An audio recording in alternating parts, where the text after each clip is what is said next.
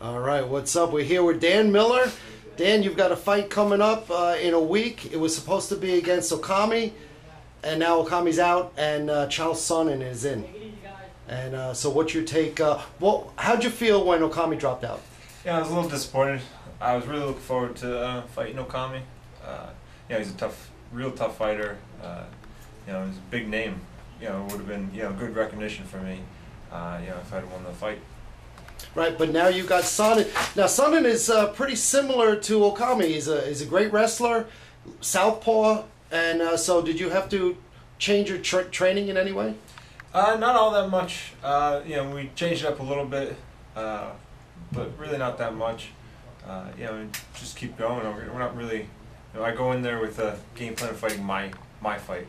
I make the guy fight my fight. So there wasn't really much game plan change. And what's making him fight your fight? Sticking his head into your guillotine so you could squeeze it off? Just setting the pace.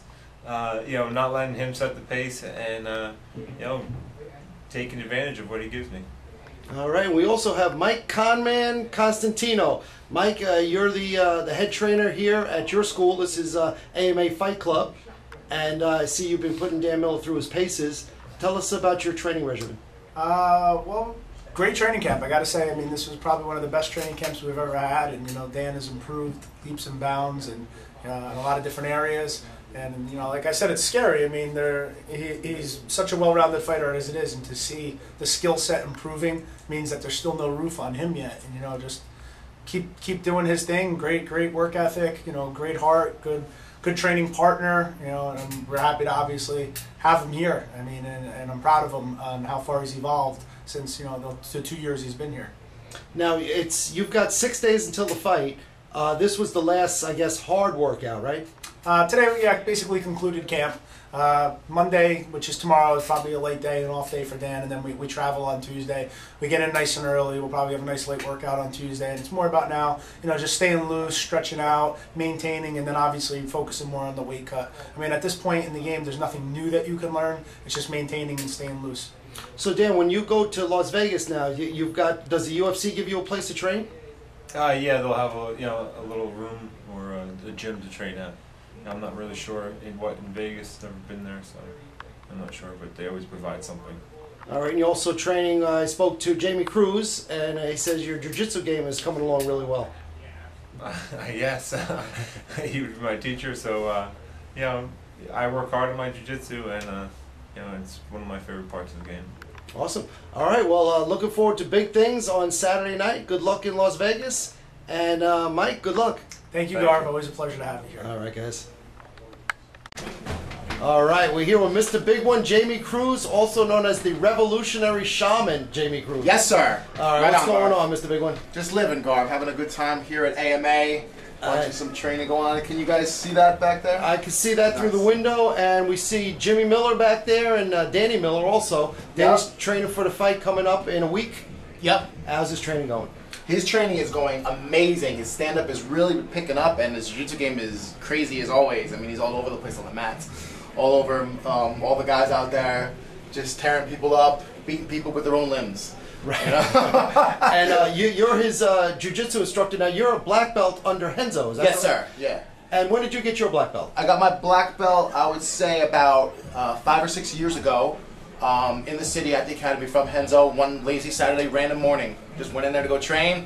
Was training with another brown belt, Andrew Owen.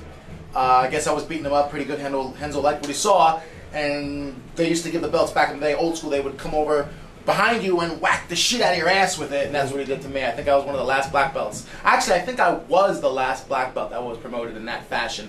Now they have big promotion seminars, and they sit everyone in a line, and everyone claps, and your name gets called, and you go up. Yeah, but you're old school. Yes, sir. I'm old, old school Renzo race. And so, how's Danny's jiu-jitsu game? Dan's jiu-jitsu game is amazing. In fact, I see a lot. I mean, I know this happens because of your instructor, and the same thing happened with Renzo. But I see a lot of emulation of my game in his game, and it's great to watch because I really see it just coming through, because that's what really I'm trying to do. I'm trying to get him with that open guard sweep, and he's working it.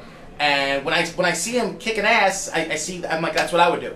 Mm-hmm. I'll watch Danny, and I'll see him like, this is what I would do, and then he goes and does it as I'm thinking it. You know? Do you train with the gi when you're training him, or you guys with no gi? He does both. We do both, gi and no gi. He's pretty good about wearing the gi. I know a lot of fighters don't like to wear the gi, but him and his brother actually really enjoy the gi, and they come to gi class, and they do very well. They learn the grips, and I mean, you see it in the reflection of the no-gi game, that their games from the gi training, their no-gi training is getting better. And well, you know, a lot of black belts tell me that if you train with the gi, it's going to really improve your no-gi game. Exactly, and I know a lot of people will argue with me or not, but I mean, it's true. I mean, look at all the guys who cleaned up in Abu Dhabi. Those were all former gi guys. Haja Gracie, former gi guy. Marcelo Garcia, former gi guy. You know, like these are big gi players who were playing big players in the gi championships and kicking ass and taking names. And now Danny's fighting a wrestler in Yes. Chael Sonnen. And what do you have planned for Chael? From what I heard from this guy, he openly admits that he doesn't train jiu-jitsu. Is that true?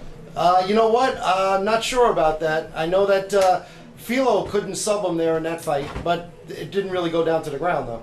I'm thinking Dan Miller by submission. I mean, I really haven't heard. I mean, I have heard of this guy. I haven't heard much about him. But I do hear that his jiu-jitsu is not that good. I mean, you know, we'll see what happens. He may get knocked out. Dan's striking is amazing too. So, you know, he's got it out, you know, for this guy. This guy better come in prepared, hands up, and ready to sprawl. All right. Jamie Cruz, Mr. Big One. Thanks a lot, Jamie. Peace! Fuck the OG!